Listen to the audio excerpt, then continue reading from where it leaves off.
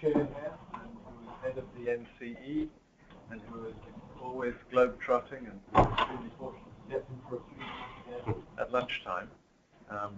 Alex is known in the world as the leader when it comes to artificial intelligence, I think it's fair to say, and agents. Thanks, Jeff. Thanks, everyone, for taking your lunchtime to join me here.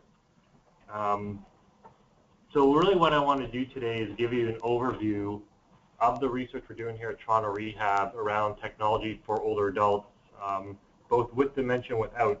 But as I lead up to it, I'm going to tell a bit of a story. And the story is going to be some good news, it's going to be some bad news, it may get angry a few times, and some of it's a bit of my own rant in terms of what's been happening in this field. And typically when I give this presentation or version of this, I actually have a second slide. And my second slide normally is, apologizing to the crowd because of the fact that all the promises that we've made around technology to support older adults, in particular around the smart homes and robotics, really has not come to fruition.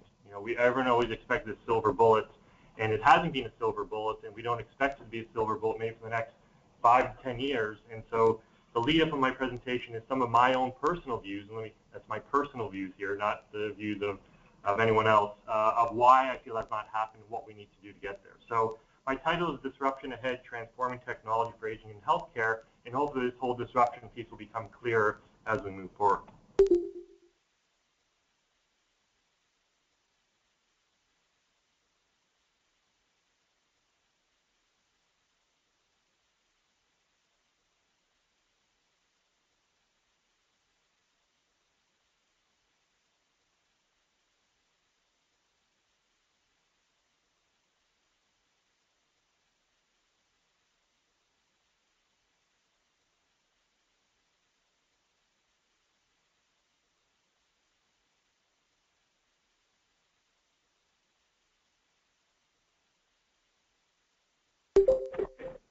Good. Great, thank you. All right, so to kind of start off, and really for the sake of completeness, we'll kind of talk about a little bit of the background. And we've all heard this, the rising tide, and we hear kind of different terms about this in the popular media, whether it's the great tsunami or the rising tide or the silver this or the silver that. But essentially what it's saying is obviously global healthcare systems are faced with this crunch coming up that, many people predict that our healthcare systems will not be able to handle the number of older adults that are increasing not only in Canada but worldwide. And this becomes even further more complicated as older adults are starting to live longer, therefore they're living with other types of impairments which typically we've not seen 20, 30 years ago. In particular, they're living longer, especially in their own homes, with cognitive impairments such as dementia. Now, to further confound this problem is also the caregivers issue. So we actually have fewer number of caregivers already, and I'm talking about family caregivers, so sons, daughters, spouses, who are out there to be able to provide the care, and they're getting older as well. It's always interesting that sometimes we go into a person's house to do a visit, and we talk with the older adult with dementia, and then you talk to their spouse as their caregiver, and it's very clear that their spouse also is starting to develop a cognitive impairment themselves or has a mobility impairment, which is really making it difficult. So because of all this, there really is this rising tide, and we really need to start to come up with new solutions in order to overcome this. So the good news is there's actually been quite a bit of significant work around technology to help support older adults and their caregivers in the home. And in the context of my presentation, when we talk about technology, we're talking about really about the smart home systems. Code blue, all clear.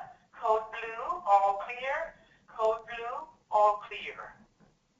And so we're going to focus more on the technology such as the smart homes and kind of the high-tech aspect that the research that we do in the AI team here.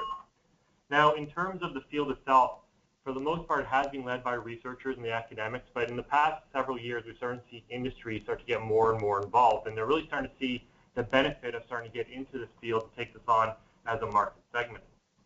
And the reason why we're all obviously attracted to this is really this model, which I like to show, because I think it paints a really nice picture in general of kind of what we're trying to do. So right now, we're really down here for the most part. We're in the acute care stage where healthcare is delivered, which has really been shown to be quite costly in terms of costs of care per day and very low in quality of life. And what we want to do is we want to start to move up this spectrum towards home care. Now, home care has been shown to be very high in terms of quality of life. However, this part is not being proven yet. How do we get the cost down? It is actually still quite costly to provide care in the home. And this is where, again, where people have seen technology as a potential way of doing this. That technology can help deliver healthcare, whether it's in the home or the community, wherever the person may be aging in place, and to then drive this cost down. So that's kind of the good news, is the case is there for technology to be used. The case is there that people are actually working on this. However, it's not all that rosy. So unfortunately, the technology landscape is quite messy and fragmented, especially in my field of smart home systems and AI, et cetera. There's a lot of different projects going on, and everyone's doing things differently, and no one is really working together. So there's a lot of different studies out there that you can read, and that you'll kind of see differences and very lot of similarities. But again, that collaborative nature truly is not there yet. Furthermore, there's actually very little empirical evidence to prove that these systems actually work. At the same time, there's very few evidence out there to disprove it. So I can show you 5 articles that kind of say this technology doesn't work. I can turn around and I can show you 5 journal papers that actually show that technology does work. And again, that's because of this messy and fragmented field, not only with respect to the development of the technology, but also how we've been testing it as well. And because of this, there's actually very few devices available commercially, and those that are on the market are actually quite expensive. So if we kind of look at the benefits and the disadvantages of the field so far, so again, really just to summarize, the benefits is that research has shown that this type of technology can support aging in place. It can increase independence on a variety of different types of activities, depending on what we're testing. It has been shown to actually ease anxiety in caregivers and family members. There are studies out there that have shown that families have reported back this ease in their feeling in terms of looking out for their loved one when technology is being used. And then there have also been a lot of studies that have actually shown that it can reduce healthcare costs. Now, not a lot of good studies in Canada, but if you look at the literature in terms of Australia, the UK, United States, they have shown savings in the orders of millions of dollars by using technology to monitor various types of chronic conditions such as congestive heart failure or diabetes. But again, going back to the disadvantages, what we're starting to hear in our research is while these technologies are still very difficult to operate, so the user friendliness is not there, they're very complex to customize, especially if you're dealing with an older adult with changing needs, such as someone with dementia. And because of this, we're hearing from caregivers and families that it's actually increasing their workload as opposed to decreasing it. As I mentioned, they're not commercially available, and because of this, there's very high costs. But when we go talk to older adults and we go talk to caregivers, and we ask them what's the #1 reason why you do not use these technologies, it comes down to stigma. So this technology, which I'm sure we all recognize, is considered the state-of-the-art technology that's out there for older adults right now. It's also one of the most commercially successful products, and that is your simple push button that someone wears, and if they fall or get injured, they push and they get connected.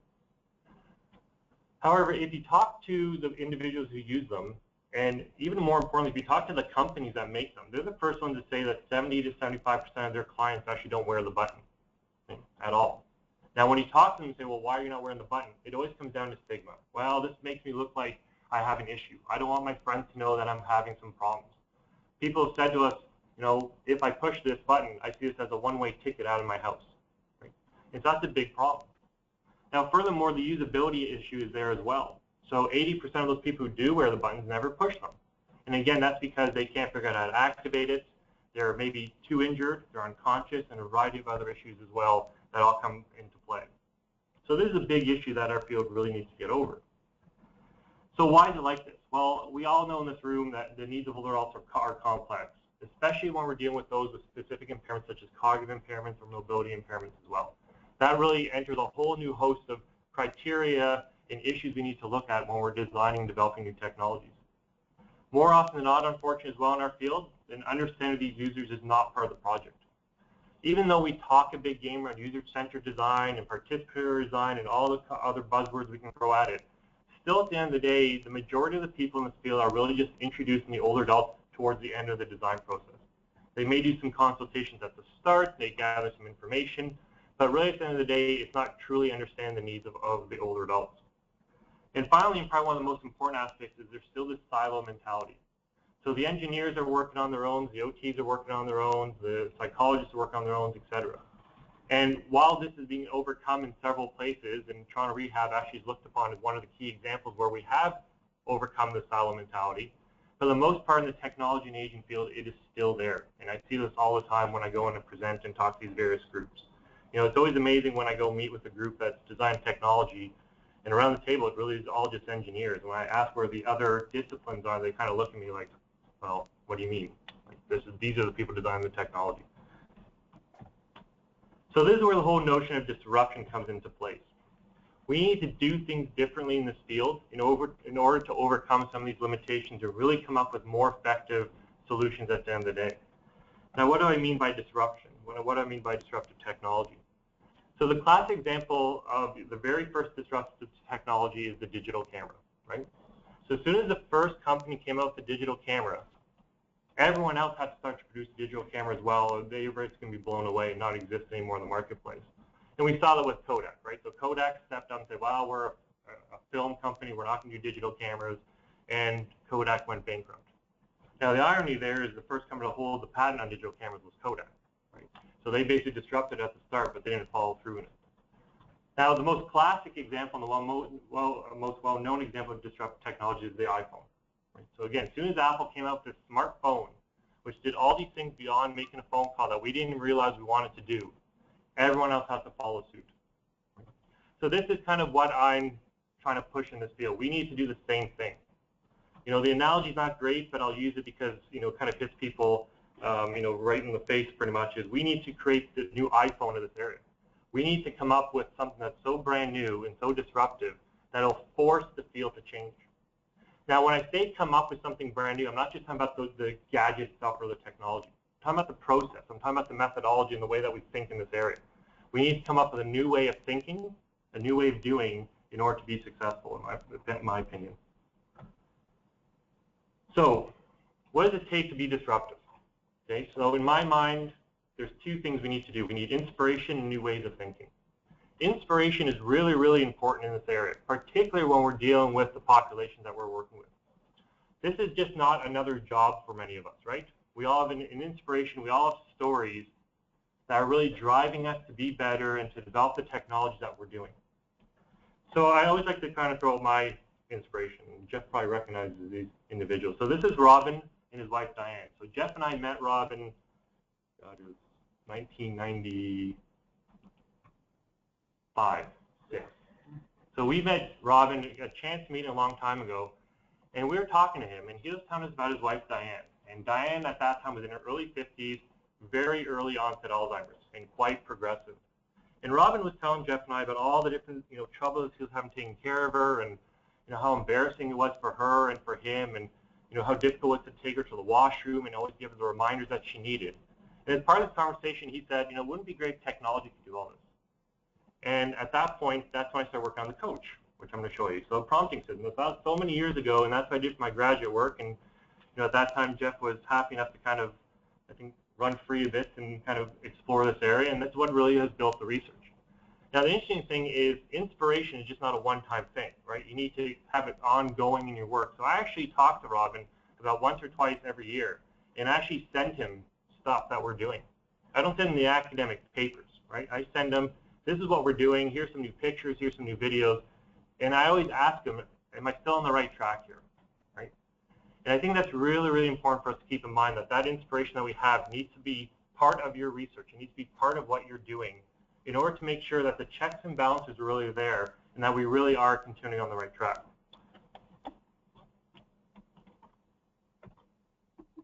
Now, in terms of new ways of doing things, so this is something that our field has started to do in the past several years, and that is kind of dip into other fields that classically you may not think would have been part of healthcare or in particular taking care of older adults. So this is an example of Watson, which I'll just play for you if you haven't seen Watson before. Kathleen Kenyon's excavation of this city, mentioned in Joshua, showed the walls had been repaired 17 times. Watson. What is Jericho? Correct. 400, same category. This mystery author and her archaeologist hubby dug in hopes of finding the lost Syrian city of Urkesh. Watson. Who is Agatha Christie? Correct.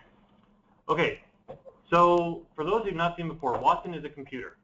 Right? Watson is a computer, an artificial intelligence-based engine that IBM has developed for the purpose of initially playing Jeopardy, I guess. But you know, the main purpose of Watson is that it uses something called cognitive computing. So it can basically acquire a massive amount of information, go through that information, and based on understanding what it's being asked, as you see here through natural language, can come up with the best and appropriate response, as you see it's doing quite well. So if you can imagine taking the power of that kind of system and putting into healthcare what we're doing, you can almost start to imagine the various possibilities of things we can do. And this is exactly what the team here has been doing, so the AI and robotics team. We've been taking things from artificial intelligence, from the world of sensors, robotics, and we've been applying it to develop new novel solutions that are hopefully going to have that disruptive component to it. So this is exactly what the goal of our team has been, is to develop disruptive technologies that can enable aging in place no matter the context or activity. And what we mean by this is we don't care what the person is doing in their own home. We don't care what their tendencies may be, what their patterns of living may be, etc. We want the technology to be able to adapt to that person and provide the appropriate assistance, whether it's prompting them through an activity of living, detecting if they've fallen, monitor their health and vital signs, etc. And I'll show you some examples of these technologies in a few moments. But the key thing here is using these new tools and techniques, the technology should be adapting to the person as opposed to vice versa, which is currently done right now. So at this stage now, I'll talk about some example technologies that our team has been developing using some of these principles I've been discussing. And then when I close out, I'll kind of bring it back to that initial message around disruption. So our long-standing project, and the one that really was inspired by Robin and his wife, is the Coach. So this is an intelligent cognitive device that can prompt and monitor an older adult with dementia to an activity of living. Now, over the years, we've been working on various domains, such as personal grooming, medication, self-care activities, nutrition, daily reminders, and most recently finance we've been exploring. And we've developed prototypes in these three areas, so personal grooming, self-care, and nutrition. So the system I'm going to talk about today is really focused more on the self-care activities / personal grooming, and that's the example of hand washing. It's the one we've been working on the most. But in terms of the other ones, we actually do have a working system that can detect what's on a person's plate and give them the reminder. That was a project done by a master's student a few years ago named Yulia Eskin, along with Bob Iktasi and myself and some collaborators in the EU. And then in terms of the medication, that's something we're starting to explore as well with VHA, which is a local organization. So the key thing with the Coach system is, again, it's taken the pieces from the different areas that I've been describing around artificial intelligence and sensing. And at a high level, the Coach system essentially has 3 modules. And the interesting thing is these 3 modules really have become the basis of a lot of the other technologies we've been developing. And that's been a really interesting thing for us, that we've been seeing how we can take the AI algorithms that we've been developing, or the sensors, and scale them to other types of applications, and I'll show you some of those as well. So in terms of the Coach system, we have the tracking module, which essentially watches the person and knows what they're doing. So here we use computer vision, so here we use cameras. Now the key thing to know when using cameras in our systems is it's not like a video camera where you have a human operator watching the people, right? This is, again, all automated by the system using well-known algorithms from the computer science world, where the images are taken, they're analyzed, and then they're dumped. So we actually don't record anything in this particular case. The planning module is essentially the brain of the system. So this is where the main artificial intelligence is. So here we've taken and we've adapted algorithms from the computer science world in order for the technology to understand what the person is doing and then make a decision. And this information is sent to the prompting module. So the neat thing about the Coach is it was actually one of the first technologies out there in this field that had the capability to adapt to the person. So it actually changed the way it prompted the person depending on the order of activities that they wanted to complete. It would change the prompt level based on how well the person was responding. So for example, an individual may respond to a very short prompt, such as dry your hands or turn off the tap, whereas other people may need more descriptive tasks. So addressing the person by name, describing to them how to actually complete the activity, or even showing them a video. And the system can actually adapt and over time as the person starts to progress in their cognitive impairment. So I'll show you a quick video of this working.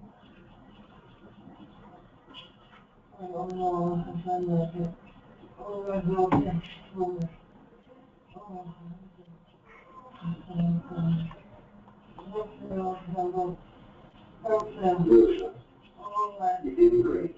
Thank you. All right, thanks.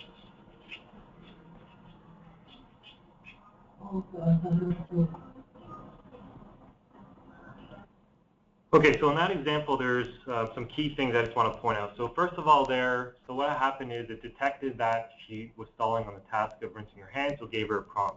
Now the one thing you'll notice, it actually kind of waited a bit, because the system actually learned in the past that if you waited a little bit and delayed the prompt, then she would typically correct herself. In this case, she didn't. The other thing you notice is it gave a verbal prompt, a video prompt along with a verbal prompt. Now, that was because this was probably about 10 days into using the system, and the technology actually learned that she would respond the best to that video showing her. Now, we have no idea if it's the video that kind of got her to do the task because it demonstrated to her, or maybe the video just got her attention and she listened to the prompt. We don't know that, right, for sure. But we know that this level of prompting was always needed with her. The other important aspect of the verbal prompting is this is a nice example of kind of that, transdisciplinary work is the prompts and the word in those prompts were not just made up randomly. This was based on research from a PhD student in SLP that was supervised by Dr. Roshan in the audience here, to understand the communication strategies that are important to use with people with dementia. And so based on that evidence, that's how we're building the prompts into these systems and others as well. Now, the final thing you also notice is how she interacted with the technology. And this was actually quite common across all of our subjects, that they would try to carry on a conversation with the system. And at this stage, the system does not have the capability to actually understand what the person is saying and then to respond back appropriately. And in our trials, this was actually probably the most common point of frustration on the point of the individuals themselves, that they would ask the system a question or say, what were you hearing? And the system would not respond back like a caregiver would. So this, again, is kind of another fruitful area of research around speech recognition and spoken dialogue systems that obviously, Frank here is leading for Toronto Rehab now as well. And one that you can also imagine that Watson, because it has that capability to understand and to come up with an answer, may also be a very nice application for. So moving forward with Coach, we also want to expand it to different types of activities around the home. And so we wanted to look at dressing, we got into making tea, and so various kitchen tasks, etc. But when we spoke to caregivers and we talked to older adults, now this is kind of informally kind of just chatting with them, we said, well, would you like to have this system throughout your home? The big thing we actually heard back was, well, no. I don't want computer screens and stuff all over my house because it's going to make it, well, not look very like a natural home environment, and it's going to look very cluttered and ugly. So that was kind of interesting. So 10 years into research, kind of said, oh, should have asked that question 10 years ago. And so what we decided to do was, well, instead of then kind of bringing them to the technology, let's bring the technology to them. So I can never remember how that biblical saying goes, bringing someone to the mountain or mountain to Muhammad to the mountain, bringing the mountain to Muhammad. So that's what essentially we did. So we started playing with this idea of, well, what if we made Coach a robot? What if we put on a mobile base, so it doesn't have arms or face or anything like that, but it's just a very simple system, so that the Coach system then can be taken to wherever the person needs help. And so this started this project a couple years ago where we built this very simple robot. So we built this for about $500. So the base is a Roomba. We then built the fiberglass casing downstairs in the basement, and we put a screen on there, and all electronics were put into it. So it's a very simple robot. It doesn't have a lot of capabilities. All it can really do is move around and provide prompts, verbal and visual prompts to the screen. And what we wanted to do then was to understand, well, how well does this particular system work? Now, when we conducted the trials, and I'll show you a summary of the results in a moment, we actually didn't really focus on the functional capability of the robot, that is to prompt the person. Because we've already really shown that older adults will respond to different types of prompts that are being given through technology. But what we really want to focus on was how is an older adult with dementia and their caregivers going to react now to this embodied robot, right? How are they going to actually interact with this? Are they going to want to talk to this thing? Are they going to want this thing in their home? So we conducted a trial with 10 old adults with Alzheimer's up in the home lab last year, and again, I'll summarize this in a second and show you some videos. And now those are the primary questions we want to answer, the whole issue around human-robot interaction. And human-robot interaction, again, is one of those very large fields. So again, this is one of our practices, again, of kind of dipping into another field to help better ours. And so while HRI, human-robot interaction, is a very well-studied field, no one has really studied it with respect to older adults and dementia. And so that's what we're starting to do now a lot more. So I'll show you a video from a recent trial here of Ed. Students called it Ed. I never still know why March they called it Ed, but.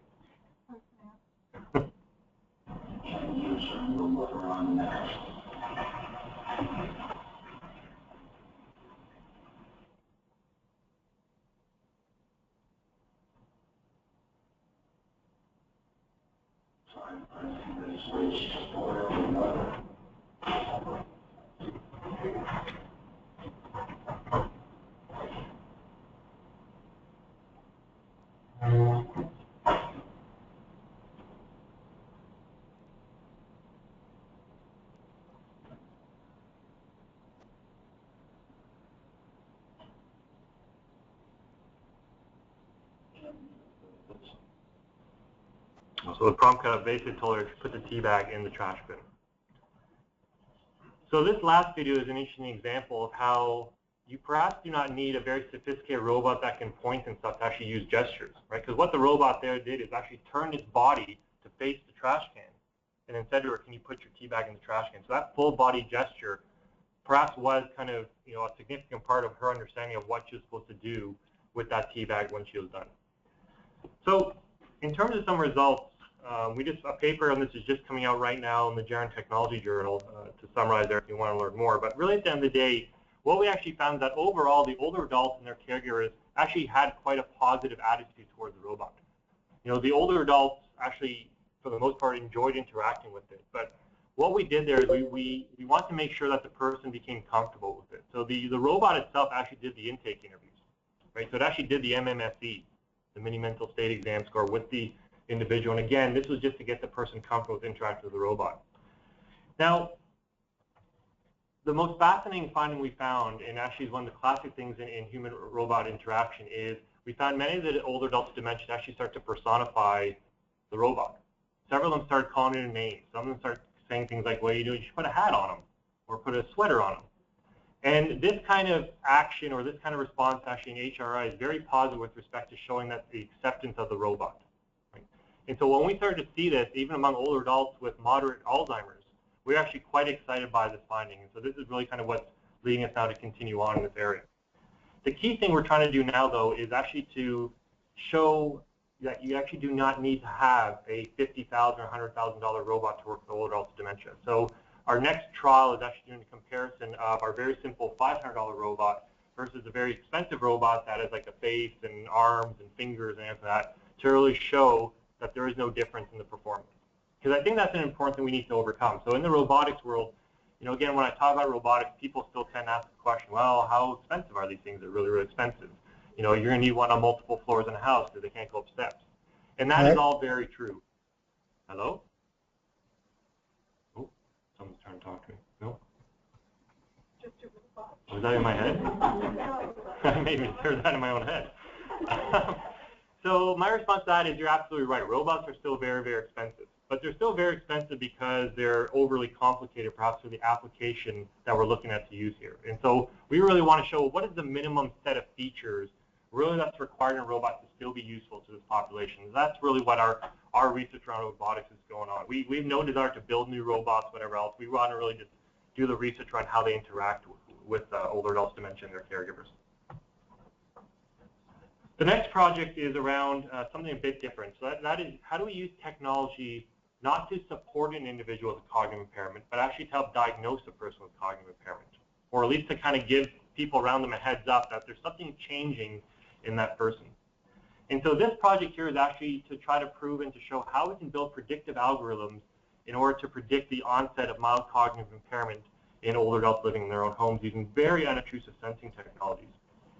So what we did in this experiment is that we actually took data from our collaborators out in Oregon. And what they did is they outfitted 300 homes of older adults with just motion sensors in each individual home. And just using that motion sensor data, we were able to extract different information such as, you know, how long they were spending in each room, what activities they were doing. But the interesting that we pulled out was things around walking speed. So we focused just on how do we use these sensors to understand the person's walking speed and changes in their walking speed over a weekly basis compared morning to evening and then over longer periods of time. And so based on this information, so they collect information for 3 years, where a certain number of those individuals over those 3 years actually change from cognitive intact to MCI, so this is all clinically measured by the group there. And we want to see then, using that information, how well can we build algorithms to predict it just on this information. And the most important part of this here is this first part here, the first row. So the window is essentially the number of months of data that we fed into our predictive algorithms. Okay? And then this is the accuracy with which we're predicting if people are transitioning from cognitive intact to mild cognitive impairment, then eventually to dementia. And so what you're seeing here is that after only 3 months of data being collected in someone's home, we are predicting with about 85% accuracy that that person is going to go to MCI within that 3-year period of data. So you can imagine as we continue to build this research, and this is the work being done by Ahmed, my PhD student, who's closing on the finishing off his degree. But you can see how powerful this type of tool may be. So imagine that eventually, as we collect more data about a person, we can actually start to build up a better profile and start to predict with higher accuracy if a person may transition to MCI. Now, we don't know it's 100%, they may not, but at this point, we can actually start to raise some alerts with the person. And maybe just have the person be checked out by their family doctor, or have their family maybe intervene to start talking about any kind of plans that they may have. And this is a big issue because right now the statistics is about 70% of people who have dementia are actually not formally diagnosed until they're actually far into having dementia itself. And a lot of times when we talk to family doctors, they say, well, yeah, I never saw the signs, because it's very hard to understand if a person has dementia by just seeing them one time a year. So this type of system here gives that ongoing assessment and that ongoing predictive capability, again, using very similar algorithms that we've been applying in the coach and our other technologies. So the final project I want to talk to you about, or the final area, is kind of this dream, vision, grandiose idea we had a few years ago, and that is kind of really taking things one step further. Now, a big problem in this field of technology and aging is also the fact, as I said before, that the landscape is very messy and fragmented. And I extend that principle to also the technology being developed. So there's been a lot of systems developed, and right now they still are standalone devices. So if I was ever to go into someone's home that had all the technologies I'm talking about here and others, you would basically see 20 different types of devices and systems, probably all being run by 20 different backends and systems to control them. And that is still a big barrier to entry into this market. That people do not want to have all these different things in their home, right? They want to have one integrated system. So, being researchers and academics, we have very lofty goals. We said, well, let's go beyond that. How do we not only integrate the systems into one unit, but how do we actually integrate this into the home so that the home itself is actually the system?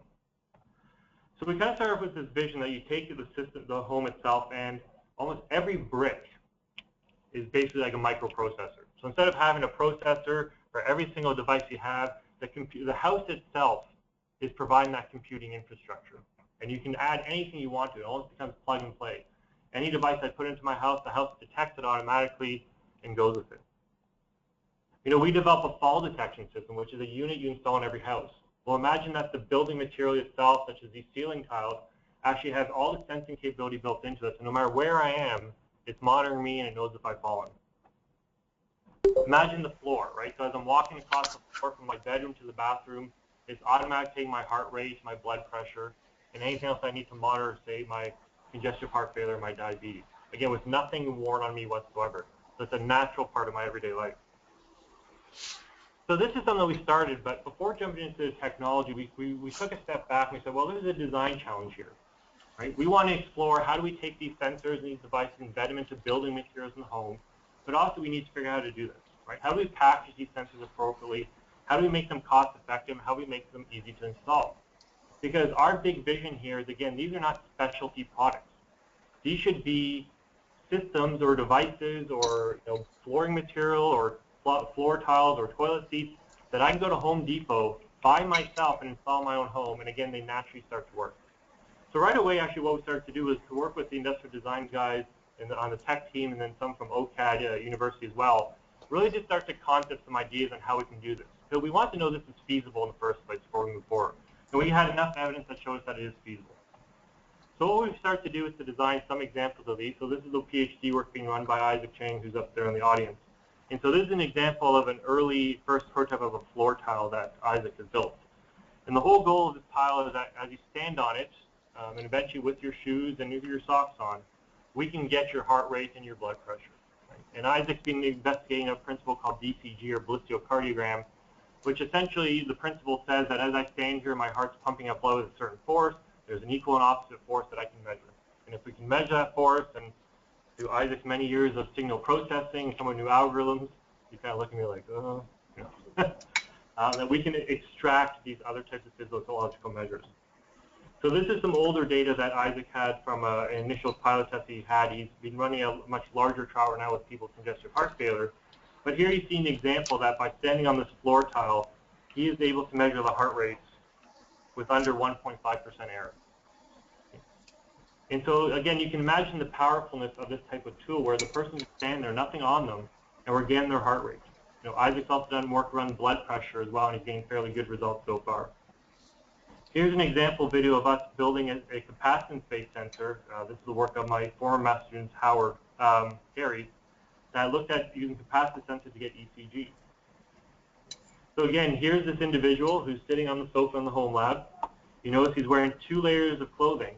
And this is not a mock-up. This is actually really happening. We're actually getting these measurements. That we're actually getting the ECG of this individual from just these 2 copper patches that are on the sofa. And again, these are all things we have up in home labs. You want to see them more. They're built into chairs and things like that.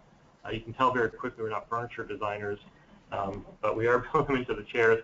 So again, another interesting technology that we're exploring that really, takes the burden off the person, takes the burden off the caregiver, but still hopefully collects the data that's required to monitor their health. Okay, so I want to close out now by kind of bringing it back to, again, what's wrong in the field and everything we've been doing wrong, and how, perhaps what we should be looking at to change moving forward. So the next kind of big limitation area is being this big gap between moving things from the research world to the marketplace, right?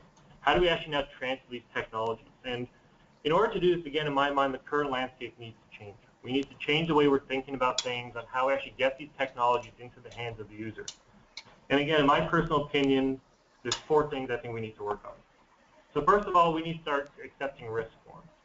Companies that currently exist right now in this area are very risk adverse. They'd much rather go with the push button system, which people are using over and over again, as opposed to something that's brand new and a bit outside the box, but perhaps could be so disruptive that could, if given a chance, change the way the marketplace is seen. We need to change the delivery models. So right now, a lot of these systems are still kind of on that area of being considered a health technology. And because of that, we're running into regulatory issues that are slowing things down, raising costs, et cetera. We need to change that perhaps. Now, I'm not saying we do this for all products and technologies, because obviously some things are still very much healthcare products and need to go through the proper channels. But some of the things we're talking about here really can be considered consumer-based products and should be in that consumer-based marketplace right now in order to bring that cost down and hopefully increase the number of consumers using it. We need to change the way we design, and I'm going to come back to this one in a second. And finally, we cannot fear the competition. Again, to get over the silo mentality in our field, not only at the academic level but in the industry, we need to be far more collaborative. We can't be worried that so-and-so is going to publish quicker than we are, or this company is going to get things out, because again, we're going to maintain in this isolated, fragmented area, not only research but in the marketplace, and we're not going to achieve our overall goals.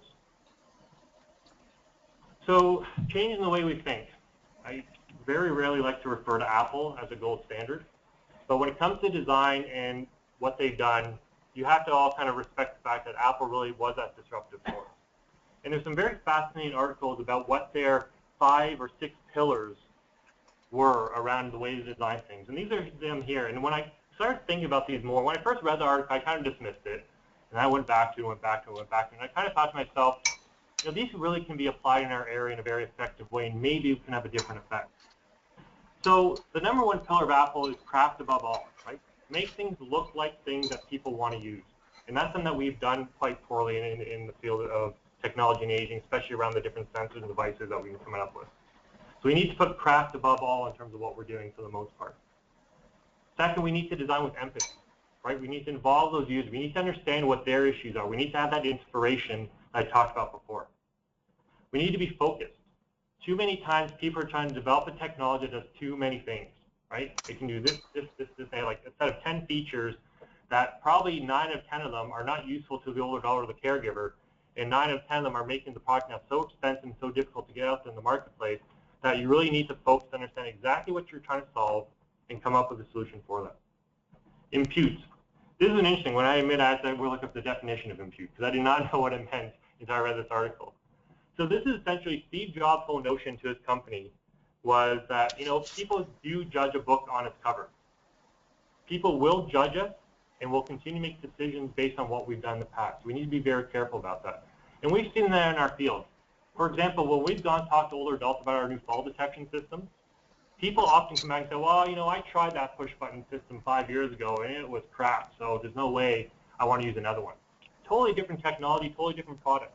But they judge the field and that whole area of technology based on that one experience. And because of that, basically it's been ruined for all of us coming down the road. So we need to really keep that in mind moving forward. So friendliness.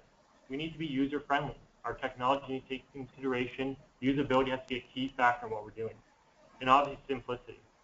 You know, the technology that I described here and the ones that we do up on our team are very complex in the back end, but we need to make sure that the user doesn't see that complexity, that what they're seeing is very simple and is usable by them to achieve what they want to do. So I'll finish there. I'm sure everyone's seen the home lab. If everyone has not seen the home lab, there's a video, and we welcome you to come up and take a tour and see everything else here. There's my information, so feel free to get in contact with us. And again, thanks very much for your time.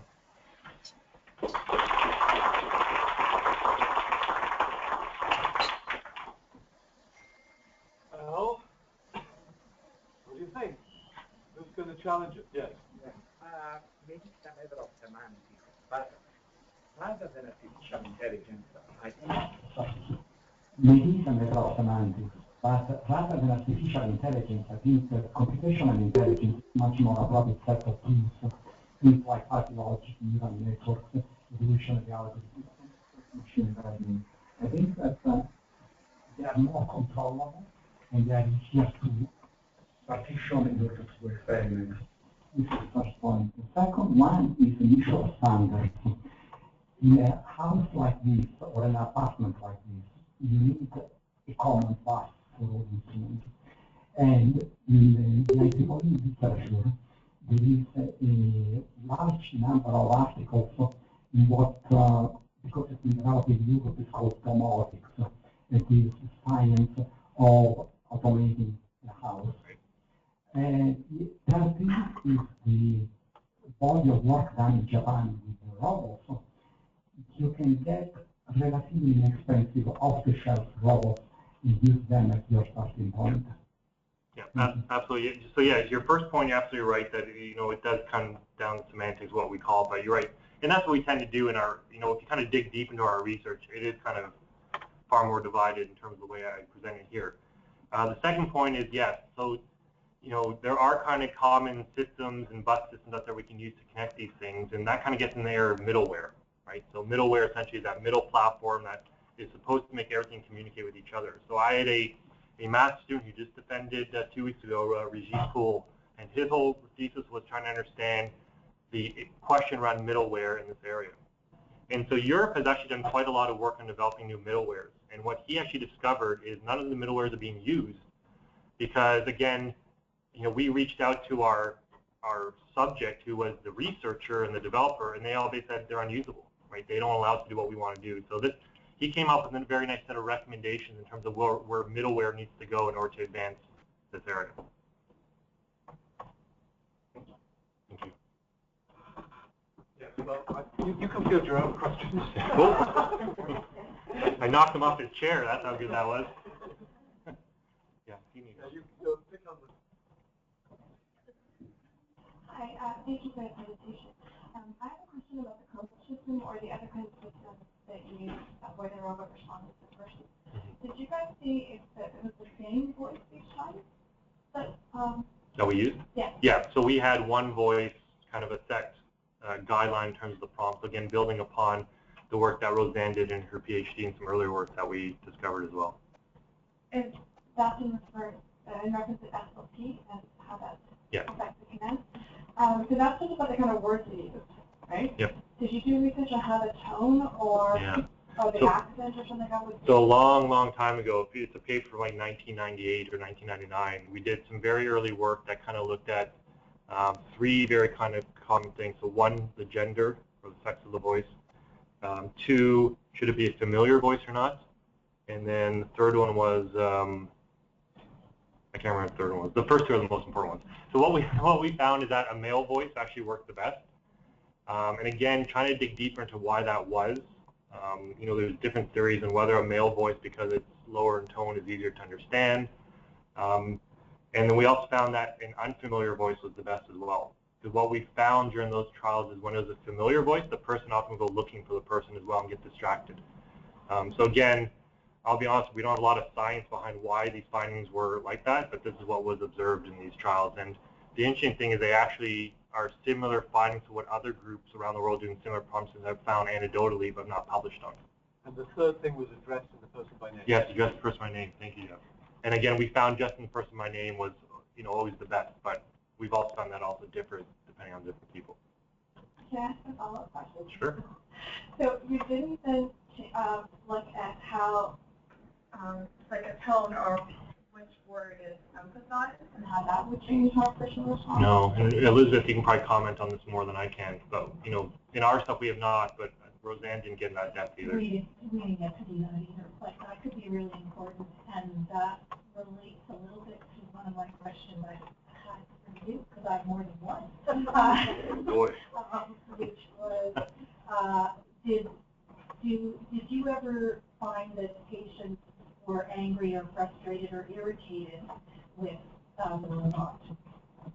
Because they are with real people, they're real families. Yeah, no, we didn't So see. some of these issues might be important in reducing that. If you Yeah. didn't see it. So we didn't see that with the robot. We definitely did see that with the coach system, like the disembodied version of it. But again, that was more in response to their frustration of the system not responding back to what they were asking.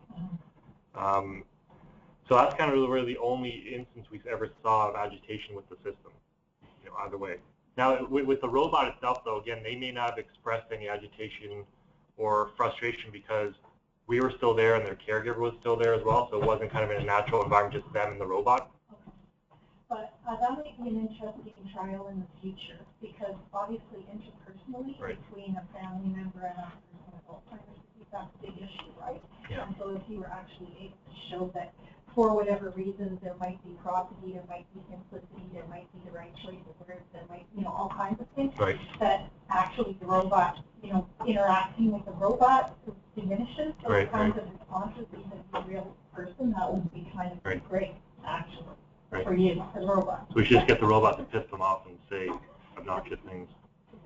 Am I allowed to ask another question? Yeah, there's lots of time. Sure. There's lots of time, yeah. Okay.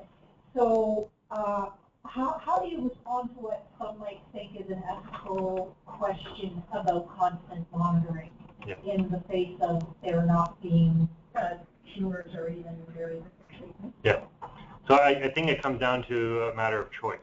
Right? So if a person, you know, we've talked to many older adults over the years, and, you know, many of them say, yeah, I would take this if it means I can remain in my own home and live there independently, and some say, absolutely not, I'd rather go to a nursing home. So it comes down to choice, but I think, you know, we have to have the technology available for someone to make the choice whether they want to use it or not. We make the same choice every day, right? How many people right now wearing a Fitbit or a smartwatch? You know, a few of us. We've made the choice to be monitored every moment of our lives right now, right? So it comes down to also providing that choice to that population as well.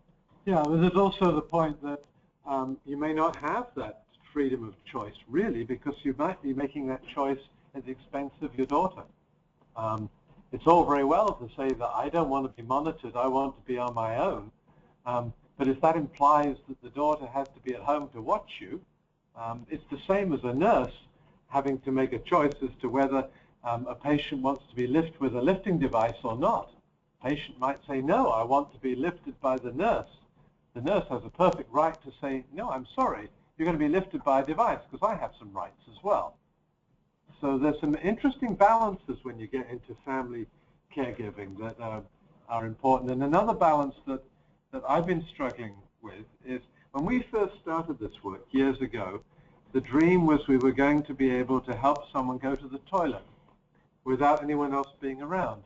And the caregiver could be outside dusting or reading the newspaper or doing something.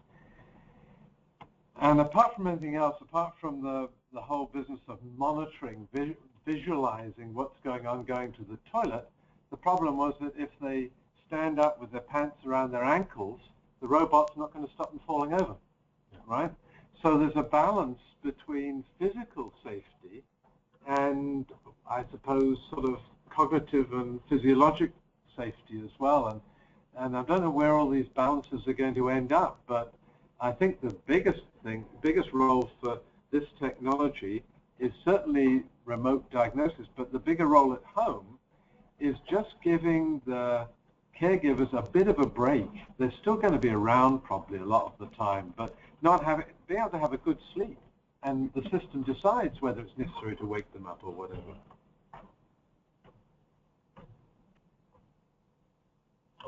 Top corner.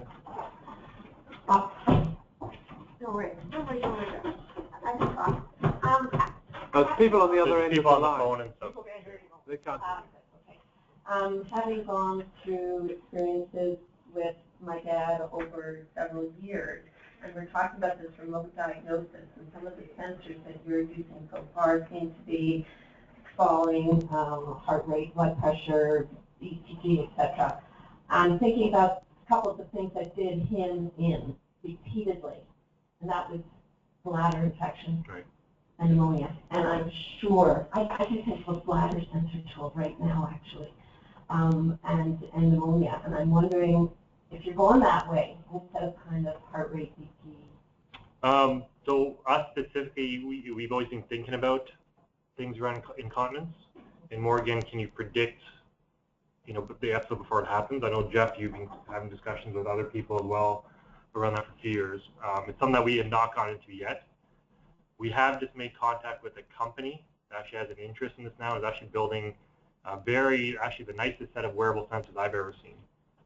So we are discussing this potentially with them as well. But you're right. There's no good solution out there. Well, and the point was bladder infection, and bladder infection can happen, of course, without incontinence, and very often does, particularly in elderly females. And it's very difficult to diagnose.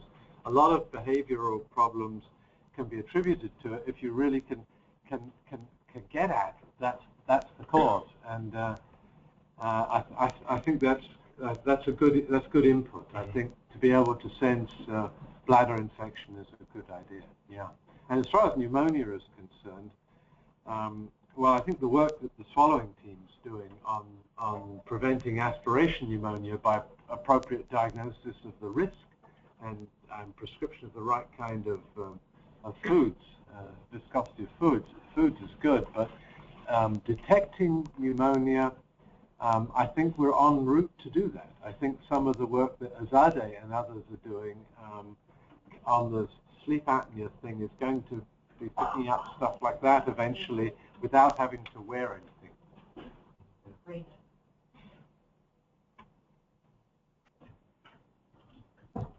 So we have a couple more minutes. I think we don't often get a chance to listen to Alex, so let's pepper him with something really tough now. You mentioned earlier that the biggest deterrent for people using the technology is stigma. So is stigma something that you guys are thinking of addressing in this broader approach to developing technology? Yeah, so we have a couple projects right now being run by a couple of my PhD students. One is Tisney Giancarlo, who's not here, and Amy Wang, who's currently in Vancouver. Really kind of focusing on the issues around the design itself, and how do we build a better technology that takes into account more of these hidden kind of values with respect to stigma and ethics and everything else as well. So I am going to close it off at this point. I'm going to thank Alex. I'm going to thank you all for coming. I think that Alex's group is right at the frontier of this, and there's a lot of interesting things to deal with. I think we should pick up and encourage him on some other areas, such as bladder infection. I think it's a very, very good point.